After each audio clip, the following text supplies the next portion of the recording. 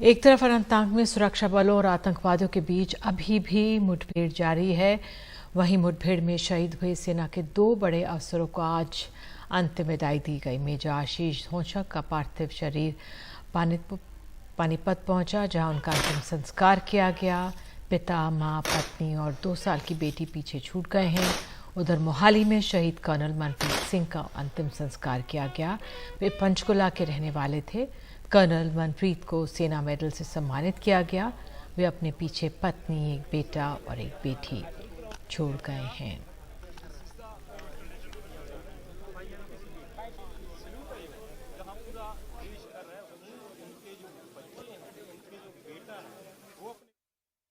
पानीपत आज पूरी तरीके से बंद है। सब मेजर आशीष को अंतिम विदाई देने के लिए पहुंचे हुए हैं।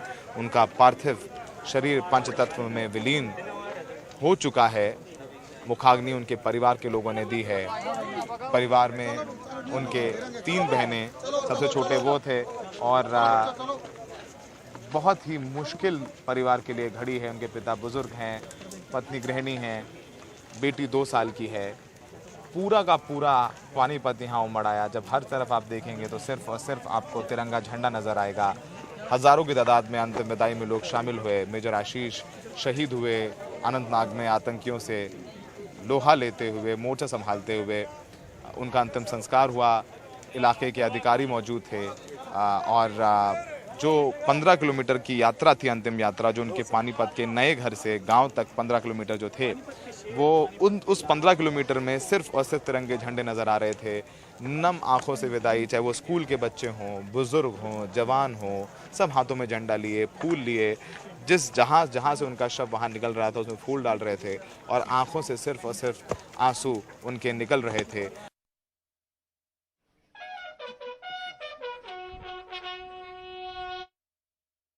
दिन हो गए लगभग जारी है। बताया जा रहा है मुठभेड़ में 2 जवान घायल हुए, 1 लापता भी है। वहीं 2 से 3 आतंकवादी छुपे हुए हैं। पहाड़ी में इलाका है और वहीं आतंकी जिनके बारे में इंटेलिजेंस इनपुट मिले थे, मंगलवार को तभी देर रात ऑपरेशन लॉन्च किया गया था।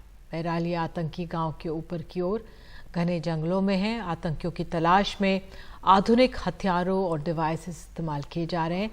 सेना की इस कार्रवाई को लेफ्टिनेंट जनरल राजीव खाई और विक्टर फोर्स के GOC मॉनिटर कर रहे हैं।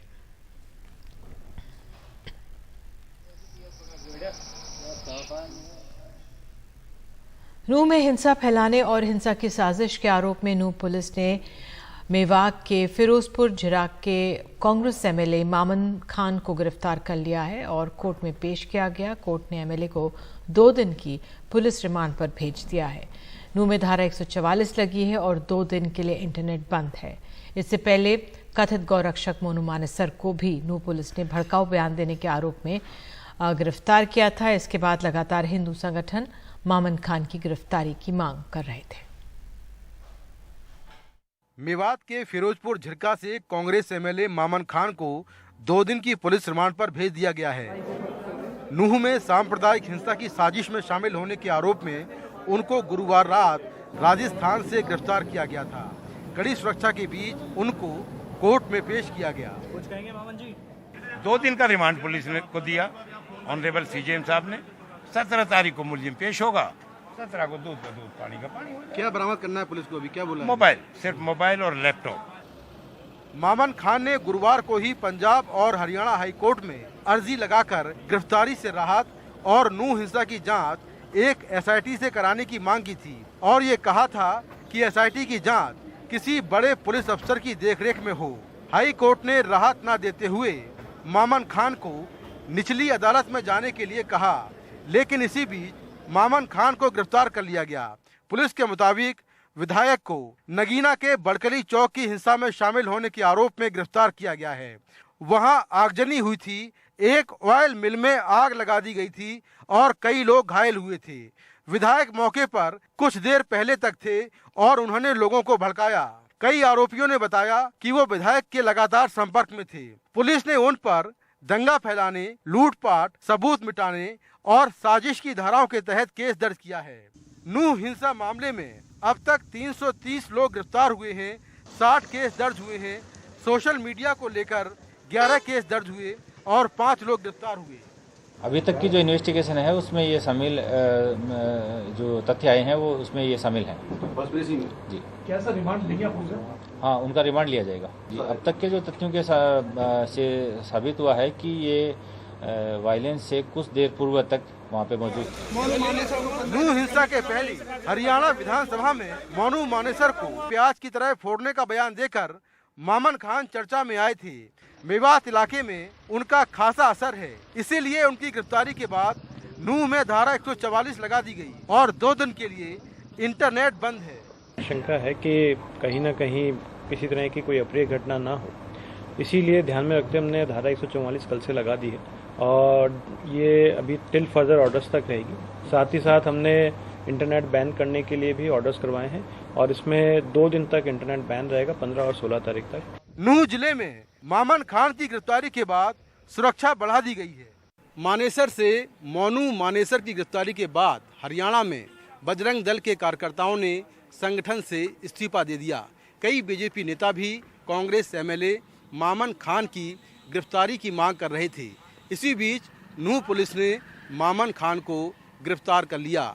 हालांकि पुलिस का दावा है कि उसके पास मामन खान के खिलाफ नूह हिंसा से जुड़े पुख्ता सबूत हैं।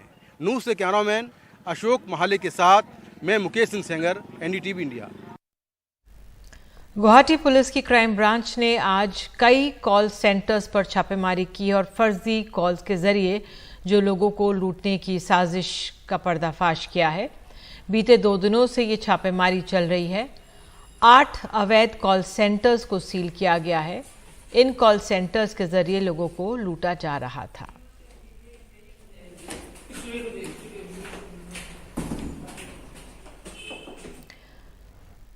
उधर मध्य प्रदेश में 10 दिनों से मंडियां बंद हैं, कारोबारी हड़ताल पर हैं। मंडी शुल्क कम करने से लेकर और भी कई मांगे हैं, लेकिन एक मांग जो सबसे अहम है वो है कारोबारी चाहते हैं कि निराश्रित शुल्क बंद हो। ये शुल्क 52 साल पहले 1971 में लगाया गया था, जब बांग्लादेश आजाद हुआ था और वहां से शरणार्थी भारत पहुंचे थे।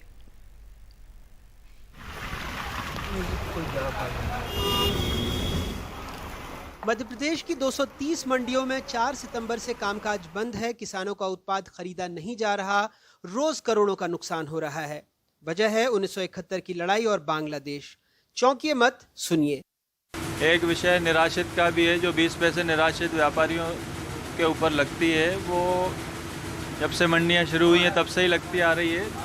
वो ये है क्यों लगती है, क्योंकि उस टाइम बांग्लादेश से जो शरणार्थी आए थे उनके लिए वो सरकार लेती थी कि उनका उत्थान हो सके, पर अब वो चीज़ें तो अब है नहीं, पर वो जब से अभी तक सालों से चली आ रही है। तो वो चीज़ हम चाहते हैं कि हमारे ऊपर वो अब आरोपित ना हो, ख़त्म हो। कारोबारियों ने 11 सूत्रीय मांग रखी है, जिसमें मंडी टैक्स, लीज रेंट कम करने जैसी और भी कई मांगे हैं। जैसे जो मंडी शुल्क एक 1.50 एंड 0.20 निराश्रित शुल्क, टोटल मंडी के ऊपर आज की तारीख में 1.70 टैक्स लगता है और उस टैक्स को रिड्यूस किया जाए ताकि व्यापार को बढ़ावा मिले। इसमें भाई साहब लगभग काफ़ी मंडियां बंद हैं और हर मंडी की अलग अलग अगर 1000-2000 कुंटल पर डे की आवक भी आप माने तो आप सोचें काफ़ी नुकसान है इसमें। अनाज मंडियों में कारोबारियों को 1.70% टैक्स देना पड़ता है, 1.5% मंडी टैक्स और 0.2% मंडी सेस।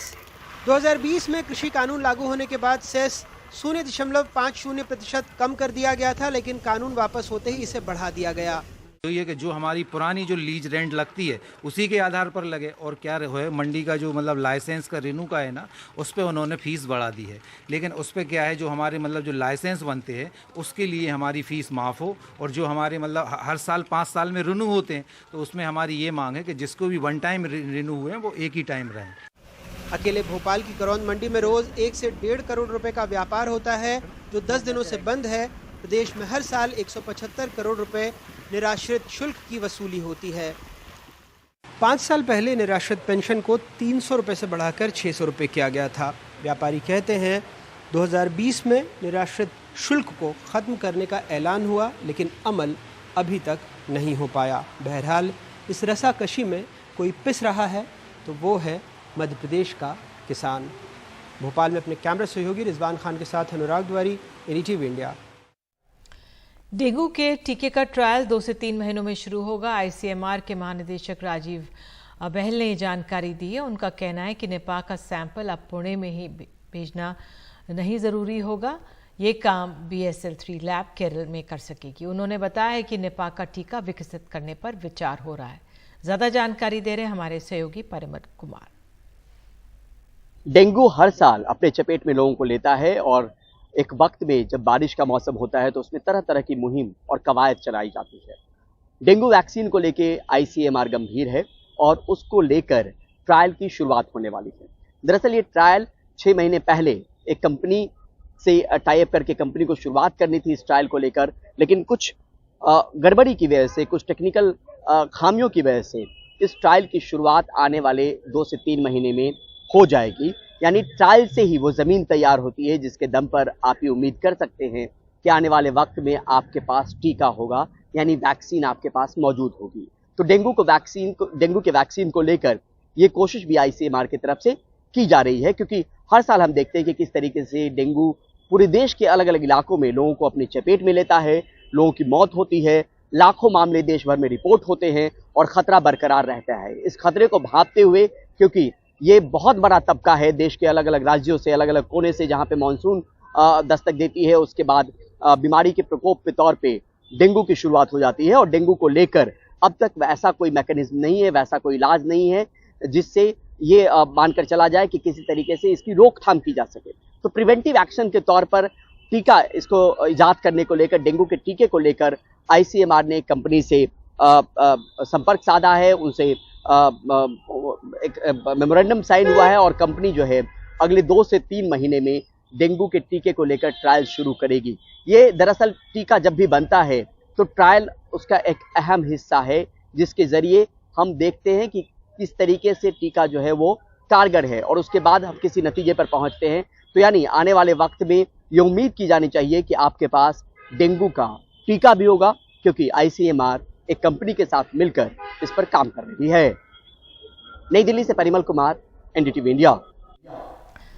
मुंबई की सड़कों पर 86 साल से दौड़ रही बेस्ट की पुरानी डबल डेकर बसों को आज विदाई दे दी गई। अब इन्हें म्यूजियम में रखने की भी तैयारी शुरू हो गई है। ये लाल रंग की डबल डेकर बसें मुंबई में साल 1937 यानी अंग्रेज़ों के ज़माने से दौड़ रही थी, लेकिन 14 फुट की ऊंचाई से मुंबई दर्शन कराने वाली जो डीजल डबल डेकर बसों को, उनको 86 साल का जो सफ़र था वो ख़त्म हो गया। बेस्ट ने 2008 के बाद डबल डेकर बसों को अपने बेड़े में शामिल करना बंद कर दिया था। तर्क ये था कि इनका खर्च ज़्यादा आता है। आखिरी दिन खास संदेश वाली टिकट भी बांटी गई। सवारी डबल डेकर की सलामी में तालियां बजाते रहे, लेकिन अब 8 दशक पुरानी डीजल डबल डेकर की ये जगह इलेक्ट्रिक AC डबल डेकर ले रही हैं। वर्तमान में ऐसी 36 AC डबल डेकर इलेक्ट्रिक बसें मुंबई में मौजूद हैं और 900 ऐसी ही AC डबल डेकर बसों का ऑर्डर दिया जा चुका है।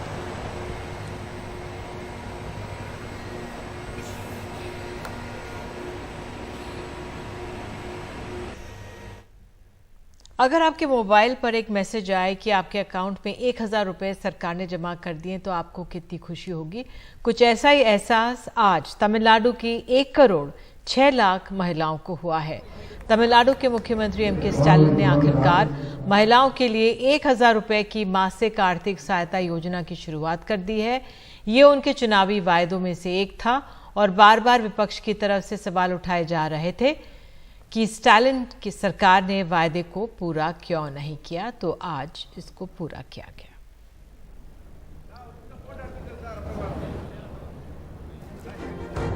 और एक छोटा सा ब्रेक ले रहे हैं और ब्रेक के बाद आपको बताएंगे शाहरुख खान ने अपनी फिल्म जवान की कामयाबी पर क्या कहा।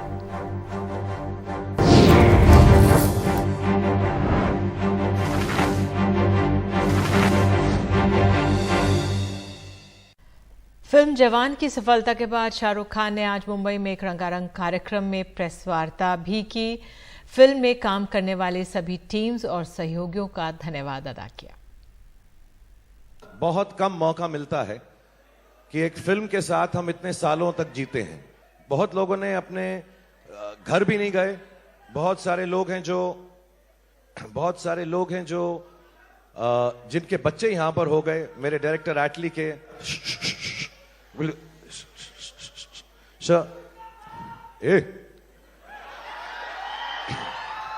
Sir, what happens is that it is very seldom that to the whole press of this country, the august press of this country, we present the technicians behind the film.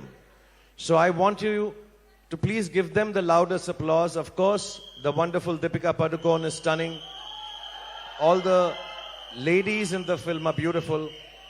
I think Vijay Sethupathi is outstanding. और सुनील ग्रोवर कमाल हैं, और मेरा तो जवाब ही नहीं. But loads of people whose names I am not mentioning, you will see them on stage. Some of them who are not here. Nayantara ji is not here because it's a mother's birthday. So from here to Chennai, happy birthday to you. Happy birthday to you. Thank you, Nayanji, for being part of this film. And a big thanks to, of course, Deepika for being as lovely as a friend, for being here, and everybody in the film.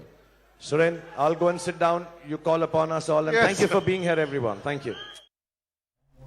और देश भर में गणेशोत्सव की तैयारियां शुरू हो चुकी हैं, लेकिन सबसे ज़्यादा इस त्यौहार की धूम दिखती है तो वो है महाराष्ट्र में। और इन्हीं तैयारियों के बीच मुंबई के मशहूर लाल बाग चौराहा पंडाल में गणपति की विशाल मूर्ति पहुंच गई।